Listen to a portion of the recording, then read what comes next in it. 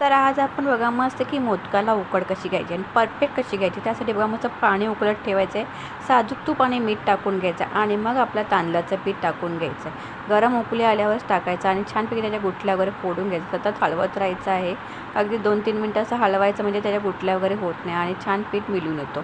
तर पाणी इथे छान प्रमाणात घ्यायचं आणि पीठ ज्या प्रमाणात घ्यायचं त्या प्रमाणात घ्यायचं. तुम्हाला किती आता करायचं त्याच्यावर आहे. इथे छान परफेक्ट अशी बघा उकळी येऊन मस्त की पीठ तयार झालेलं, मस्त उकड आलेली आहे. तर ही उकड परफेक्ट झालेली आहे. तर पीठ काढून घ्यायचं भांड्यामध्ये म्हणजे परातीमध्ये किंवा ताटामध्ये काढायचं आणि छान अशी एकत्र करून घ्यायचं. त्याच्या गाठी वगैरे फोडून घ्यायचं आणि छान मळून घ्यायचं आहे. थोडंसं तेलाचा हात लावायचा किंवा पाण्याचा हात लावायचा आहे.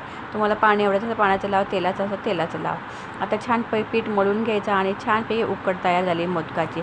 असा परफेक्ट उकड मस्त झालेलं आहे. पीठ आता तयार झालं आहे. ह्याचे मस्त मोदक बनवायचे आणि मस्त परफेक्ट मोदक. आणि सारणची रेसिपी मी टाकलेली, कसं झटपट सारण कसा बनवायचा आणि मोदकाची रेसिपी टाकलेली, जाऊन बघू शकता. आवडत असेल तर लाईक शेअर सबस्क्राईब. चला तर मग पुन्हा भेटू नवीन व्हिडिओ. तोपर्यंत बाय बाय.